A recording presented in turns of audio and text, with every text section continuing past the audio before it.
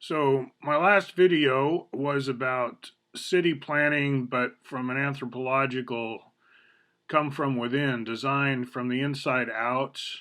That was one of Bucky's maxims as well. And believe it or not, when he was working on his Dymaxion yurt, it was the welfare of the mother. He did have kind of a nuclear family model, I think. And you'll hear a bias towards that in my thinking too, because of how I was raised.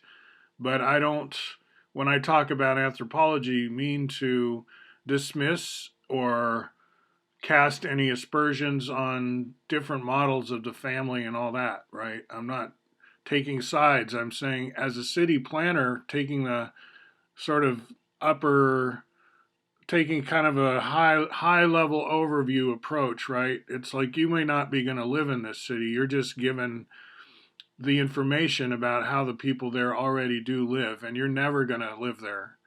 But you're a good city planner and you have a lot of good ideas. So you're not here to be like a missionary and change how they see things, but you are to design around how they do see things.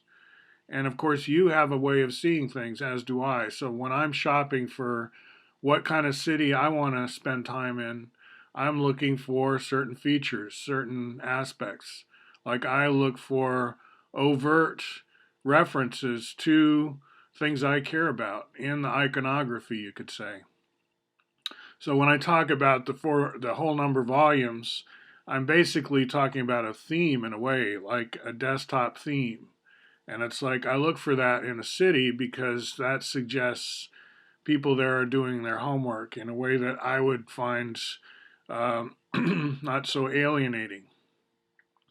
So we've talked about some of these ideas, and I just wanted in this video to emphasize something that may get lost in the shuffle if I don't emphasize it, which is that Oregon already, Portland in particular, has what's called outdoor school built into the infrastructure of the yearly school cycle. So part of your experience of going to school and being said to be educated in school is you go outdoors and live outdoors a little bit in a camp setting.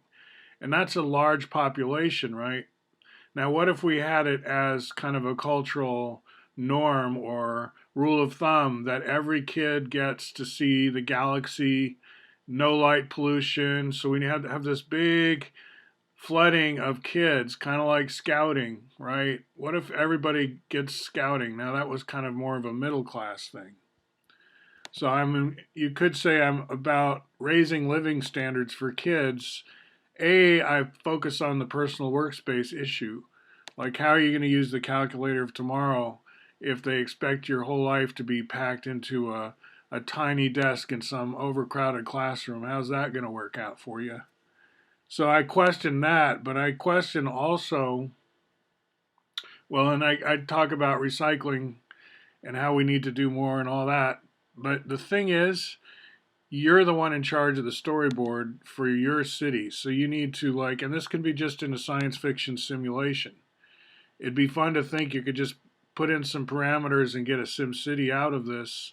And in your sim city, these are certain things taken for granted. And one of my things is outdoor school could be like a seasonal function of these facilities. And I'm also not opposed to the truck stop idea. In other words, this could be this one in Terrebonne or Madras, Oregon, maybe near that Madras airfield, because there's an airfield, right? So, and we'll have truck traffic. That's one of the busiest truck arteries on the planet through there. So, start a prototype thing there and the extremely remote stuff to follow, right? We don't just jump into that. Again, what are we doing? Making movies. What's a movie? It's a use of energy, a scenario.